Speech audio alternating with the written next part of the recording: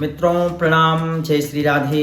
नव वर्ष की आपको बहुत बहुत बधाई एवं शुभकामनाएं। आज हम बात करने वाले हैं धनु राशि पे। धनु राशि का 2024 का वार्षिक राशिफल। आइए जानते हैं धनु राशि या धनु लगन कैसा रहेगा आपका यह वर्ष। किन किन बातों को आपको ध्यान रखना चाहिए और किन किन उपायों के द्वारा आपके जीवन में जो दुख परेशानियां हैं उस परेशानी से आप किस प्रकार से निजात पा सकते। धनु राशि में जब वर्ष का प्रारंभ हो रहा था उस समय सूर्य मंगल की युति बन रखी थी आपकी राशि में, आपके लगन में।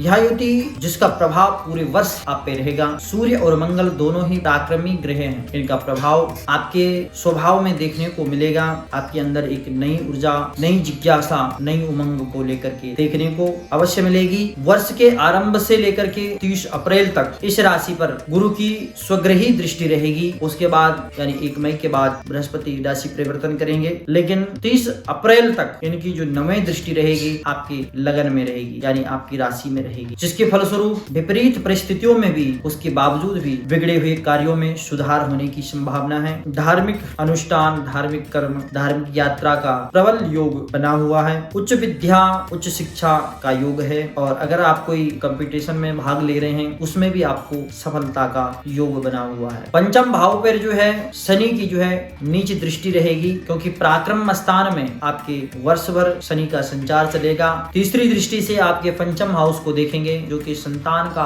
भाव है, विद्या का भाव है, जिसके फलस्वरूप मेष राशि में इनकी दृष्टि रहेगी जो कि नीच राशि पे रहेगी, जिसके फलस्वरूप आपको गुप्त चिंताएं, तनाव अधिक, खर्च अधिक, घरेलू उलझनों में उनको बढ़ा सकता है। 1 मई से लेकर के वर्ष के अंत तक जो राशि का स्वामी बृहस्पति है आपकी 6ठे स्थान में रहेंगे, वो भी शत्रु राशिगत होंगे यानी वृष राशि। 14 जून से लेकर के 19 अक्टूबर तक का जो समय है धनु राशि पर क्रमशः सूर्य एवं मंगल की युति संयुक्त दृष्टियां भी रहेगी, जिसके कारण धनु राशि वाले जो भी जातक हैं, जातिका हैं, उनको अत्यधिक क्रोध, आवेश, इन सब चीजों से बचना चाहिए। ग्रह कलेश, नजदीकी सगे संबंधी, उनके साथ मनमुटाव, सरदर्द, सर्वाइकल, आंखों में जलन, नेत्रों में किसी भी प्रकार का लालिमा या पानी निकलना, नेत्रों से संबंधित कुछ न कुछ दिक्कत महसूस होना, यह देखने को अवश्य मिलेगा। बुध शुक्र का संचार जो है आपके द्वादश हाउस में है जो कि शत्रु राशिगत है। बुध शुक्र इसको लक्ष्मी नारायण योग भी कहते हैं, लेकिन कोई भी ग्रह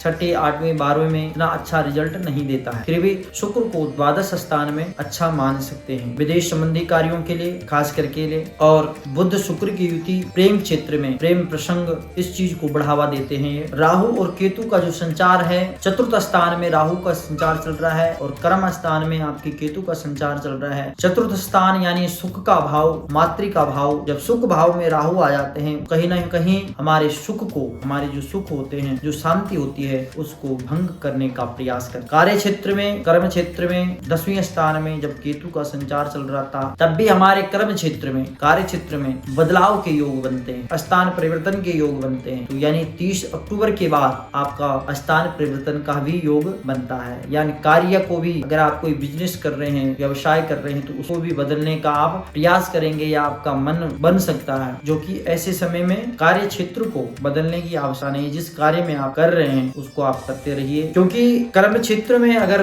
कोई बाधाएं आनी होगी तो आप कार्य को बदल करके भी करेंगे तब भी ये केतु वहां पे दिक्कत पैदा कर सकता है। उसके बजाय आपको उपाय बताए जाएंगे, आप उन उपायों को करिए जिससे आपको उसी कार्य क्षेत्र में सुख का, शांति का अनुभव होगा। भाग्य स्थान में चंद्रमा का संचार चल रहा था जो कि आपके ने मित्र राशि में, सिंह राशि में एक अच्छा योग है, संयोग है, लेकिन साथ ही साथ में शनि की भी दृष्टि बनी हुई थी चंद्रमा पे। आपको कुछ उपाय करने की आवश्यकता है इस वर्ष, जिससे कि जब आपका जन्मदिन आता है तो जन्मदिन का पूजा आप अवश्य करें और भगवान सूर्य नारायण को आप अर्घ अवश्य प्रदान करें। तांबे के लोटे से उसमें लाल पुष्प या लाल अक्षत डाल करके प्रातः काल में भगवान सूर्य नारायण को स्नान ध्यान करके तुरंत बाद अवश्य अर्घ दीजिए। तथा अगर हो सके तो रविवार के दिन किसी भी ब्राह्मण को भोजन आदि करवा करके उन्हें वस्त्र, फल आदि या धार्मिक ग्रंथ दे करके उन्हें अवश्य भेंट प्रदान करें। 1 मई से लेकर के प्रत्येक बृहस्पतिवार के दिन आपको व्रत रखना चाहिए और एक समय यानी मीठा भोजन करके भोजन करना चाहिए। तीसरा उपाय आप करना चाहें तो प्रत्येक गुरुवार के दिन आप केसर का तिलक लगाएं और पीले मिश्रित रंग के जो वस्त्र होते हैं कहीं न कहीं उसमें पीला होना चाहिए, ऐसे वस्त्रों का आप धारण करें, खास करके बृहस्पतिवार के दिन। सात्विक रहने का प्रयास करें, नॉनवेज, अंडा, मांस इन चीजों का प्रयोग न करें, क्योंकि 1 मई के बाद बृहस्पति आपके छठे हाउस में आ जाएंगे। भले कहा जाता है कि स्थान हानि करे जीव, यानी जिस स्थान में बृहस्पति होता है उस स्थान की हानि करता है, और छठे हाउस में आ रहे हैं तो वहाँ पे क्या है, रोग का स्थान है, ऋण का स्थान है, तो क्या करेगा, ऋण का क्षय करेगा, यानी ऋण खत्म करेगा, रोगों का क्षय करेगा। लेकिन साथ ही साथ में जो उसका प्रभाव होता है, जो उसका स्वभाव होता है, वह मोटापे को अवश्य बढ़ाता है।